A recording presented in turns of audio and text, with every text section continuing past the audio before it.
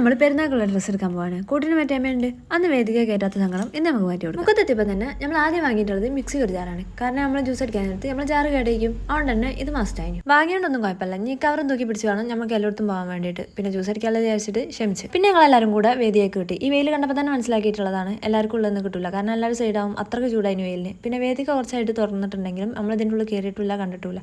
അതുകൊണ്ട് തന്നെ എന്തെങ്കിലും പറ്റിയിട്ടുണ്ടെങ്കിൽ വാങ്ങും ചെയ്യുക, ഇത് കാണും ചെയ്യാന്ന് ഓർത്തിട്ടാ പോയേനെ.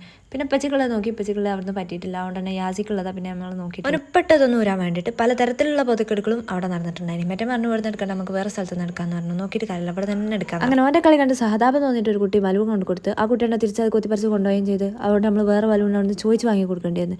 അതിനും വേറെ കച്ചറ ഉണ്ടായിരുന്നു. പിന്നെ അങ്ങനെയൊക്കെ തന്നെയല്ല മക്കളെ കൊണ്ടുപോയാൽ നോക്കിയിട്ട് കാര്യമില്ല. പിന്നെ നമ്മളെ ലക്ഷ്യത്ര മാത്രമല്ല ഇനി മറ്റേ നമുക്ക് ഇത് കാണിച്ചു നോക്കുക, നമ്മളൊന്നും കാണാൻ വേണ്ട സാധനങ്ങൾ വാങ്ങാൻ ഇറങ്ങാം. ഡ്രസ്സ് എടുക്കാൻ പോകുന്ന സമയത്ത് തന്നെ നമ്മൾ വിലപിടിപ്പുള്ള സാധനങ്ങൾ കുറച്ച് ലോക്കലിൽ വെച്ചിട്ടുണ്ട്. അതെടുത്ത് നമ്മൾ നേരെ തൊട്ടപ്പുറത്തുള്ള പിക്കാട്ടൊക്കെ പോയിട്ടുള്ളത് ചെക്കന്മാർക്ക് ഷൂ എടുക്കാണ്ടായിന്. ഓൾത് കഴിഞ്ഞാൽ തന്നെ ഏകദേശം ഷോപ്പിംഗ് നമ്മളത് കഴിഞ്ഞിട്ടുണ്ട്. മക്കളൊന്നും പണ്ടത്തെ പോലെയല്ല. ഒരു നൈക്ക് ഷൂ ഒക്കെ വേണ്ടത് പറയാനൊക്കെ പഠിച്ചിട്ടുണ്ട്. ചെറിയ ചെക്കൻ്റെ ഷൂ എടുത്തപ്പോഴത്തേക്ക് ഓൻ ബോധം കിട്ടുവാണ്. ഇന്നിപ്പോൾ എല്ലായിടത്തും അവസ്ഥ തന്നെയാണ്. പിന്നെ അപ്പച്ചക്ക് ഡ്രസ്സ് എടുക്കാൻ പോയപ്പോൾ ഓന് വെള്ളം കൊടുത്ത് കുറച്ച് നേരം. പിന്നെ നമുക്ക് നെറ്റി തട്ടാൻ പോലത്തെ കുഞ്ഞു കുഞ്ഞു സാധനങ്ങൾ വേറെ എടുക്കാണ്ടായിന്. എല്ലാം കൂടെ എടുത്താലേ നമ്മൾ 1:30 ആയപ്പോഴത്തേനും വീട്ടിൽ പോയി.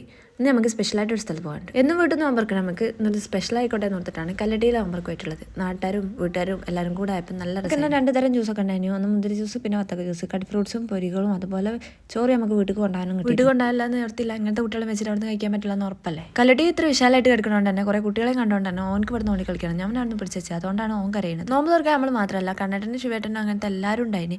സമൂഹത്തോടെ ഇനിയും അവിടെ ഉണ്ടായിരുന്നത്. ഞാൻ എന്തായാലും 3 ഗ്ലാസ് ജ്യൂസും കുറച്ച് കടി ഫ്രൂട്ട്സും ഒക്കെ കഴിച്ചിട്ട് നമ്മൾ നേരെ വീട്ടിൽ പോയി. ഇത് കാണുമ്പോൾ സ്ഥലത്ത് കഴിഞ്ഞ് വീട്ടിൽ പോകണ പോലെ തോന്നുമെങ്കിലും ഈ പരിപാടിക്ക് കിട്ടിയ ചോറും കൊണ്ടാണ് എല്ലാവരും വീട്ടിൽ പോകുന്നത്. എന്തായാലും ഇൻഷാ അല്ലാഹ് അടുത്ത വീഡിയോയിൽ കാണാം. ബൈ.